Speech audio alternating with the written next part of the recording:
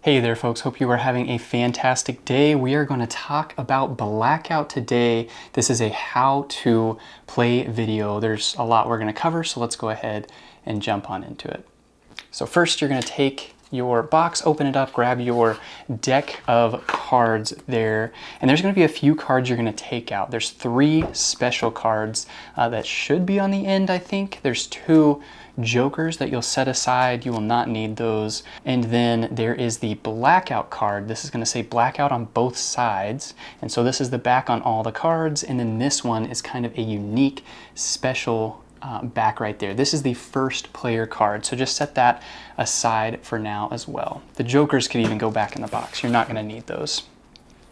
Then you're going to shuffle up the remainder of the cards, and you're going to deal them out depending on your player count. So if you're playing a solo game, you're going to get 5 cards. If you're playing a 2 or 3 player game, each player gets 4 cards.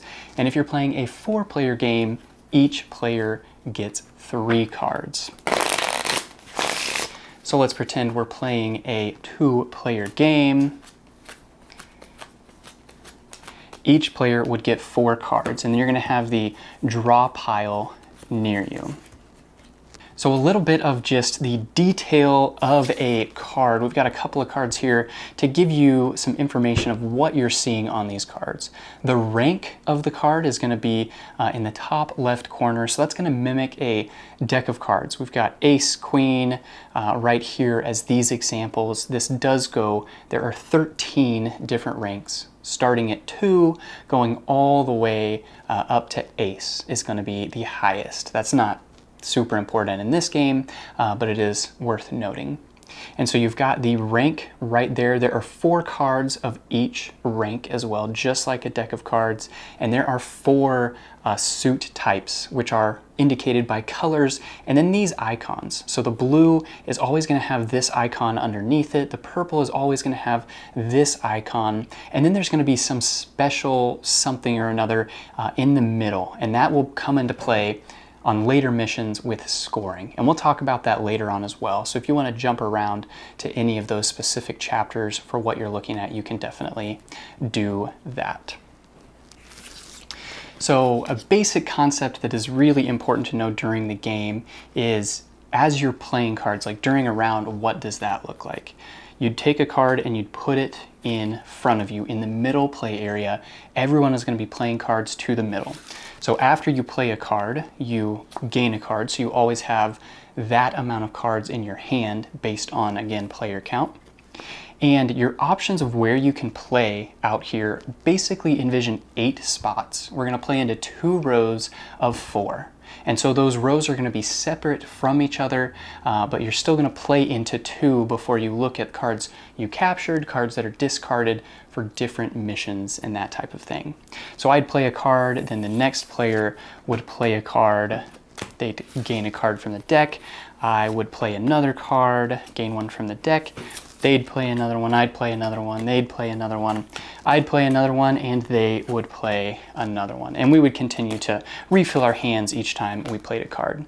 So this is kind of what it would look like after you play 8 cards. So depending on the mission you're playing, different cards are captured for various reasons. And so maybe we're playing a mission where these 2 cards, because they're both queens, are going to be captured. And so you capture cards if there's another one that's the same as it.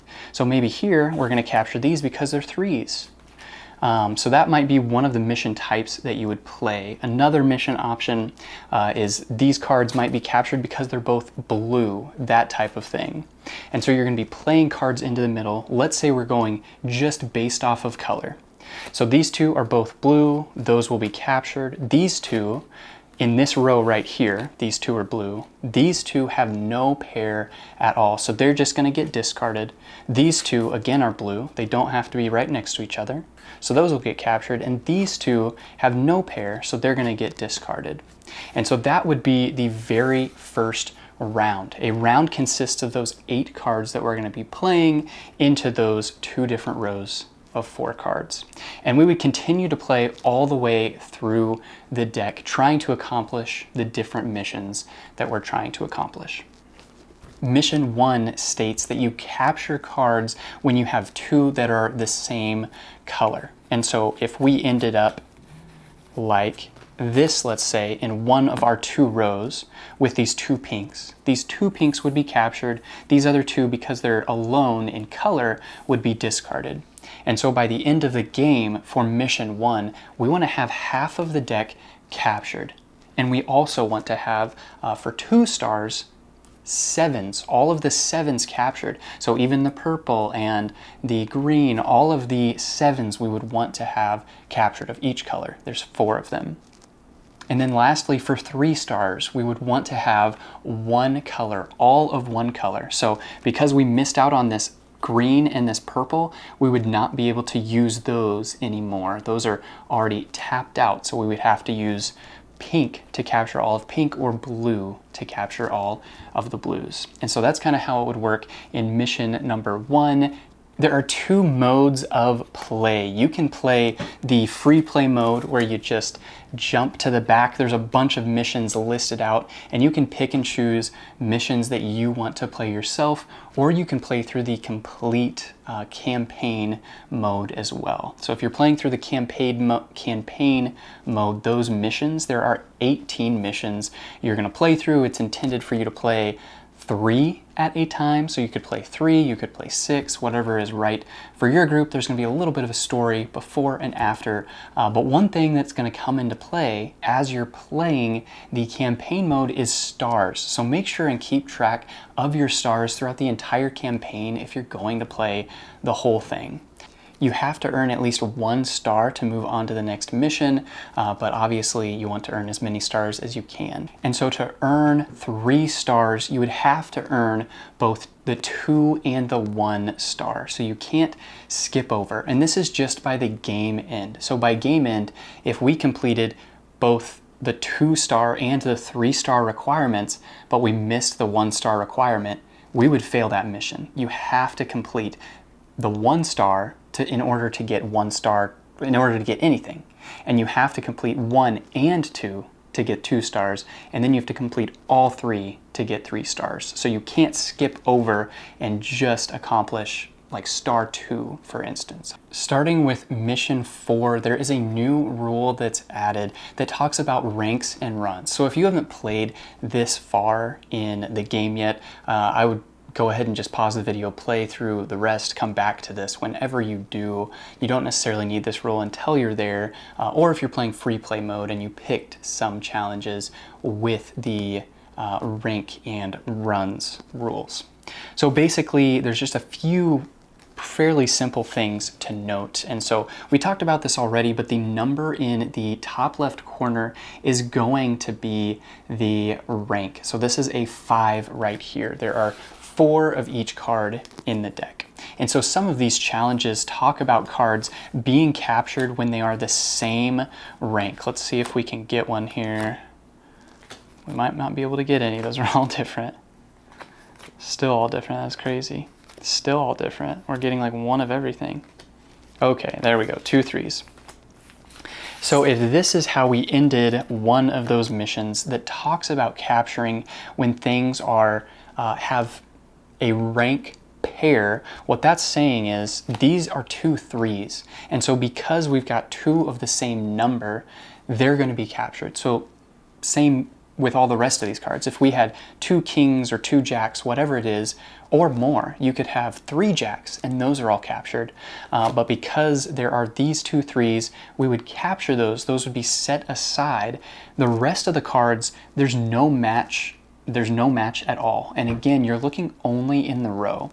So if we had a 6 here and a 6 here, those would not be captured. They have to be in the same row. So all of these would be discarded and we would go ahead and continue play. So there's a various number of challenges that you play based on that.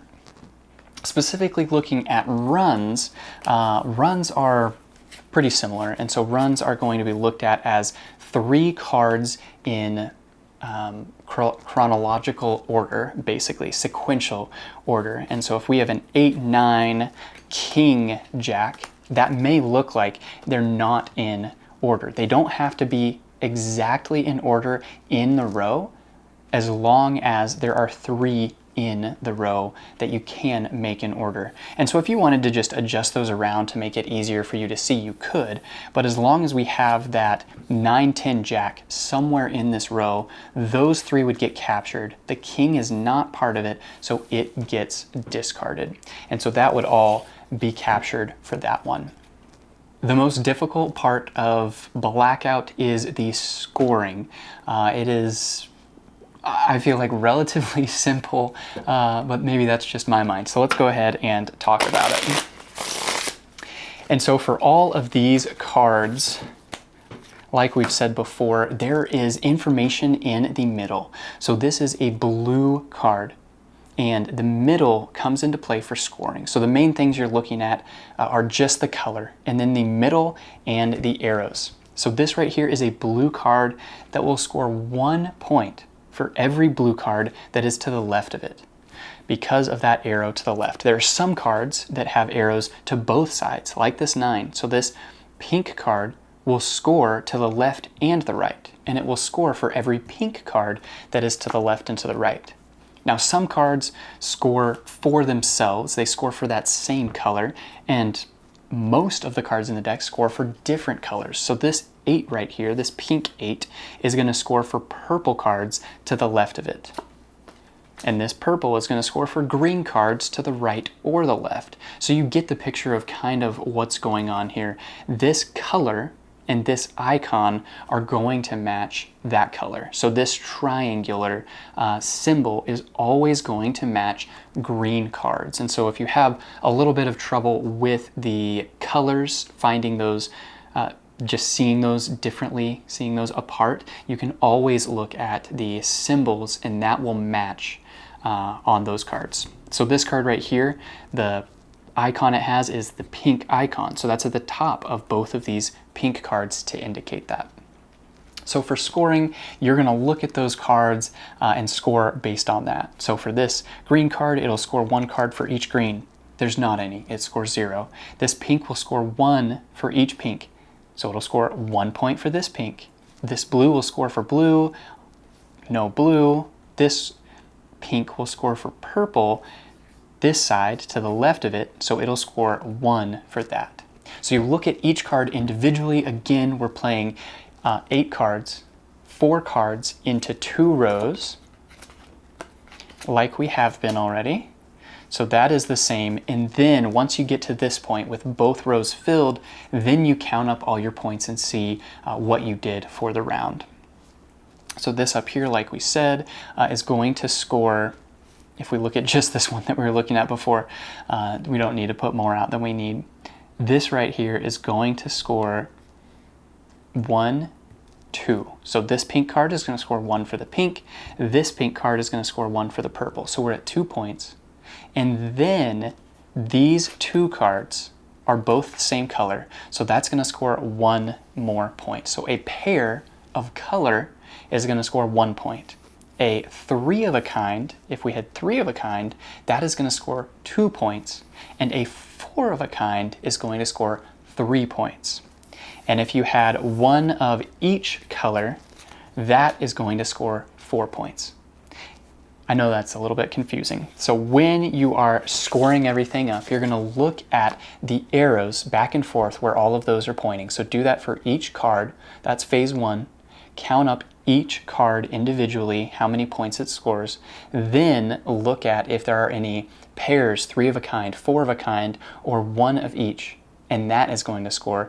On page 30 of the rule book is probably a helpful place to look at to just visualize what scores for what on that. So it's always 1 less point than the number of cards you have. So if we have 3 cards that are the same color, it's going to score 2 points. If we have 2 of the same, it's going to score 1 point.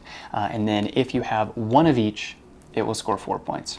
So go through those 2 steps. And then finally, if you have any of these X cards right here, all that is saying is that if this green card is saying if there are no blue cards in this row, then it will score 1 point. Because there is a blue card, it doesn't score anything. So that is scoring everything except the priority card. And so the priority card, if you are playing with a challenge that is mentioning the priority card, at the very beginning of the round, you are going to take one card and flip it face up. So we got a purple card right here. So what that is saying is that every single row must have a purple in it.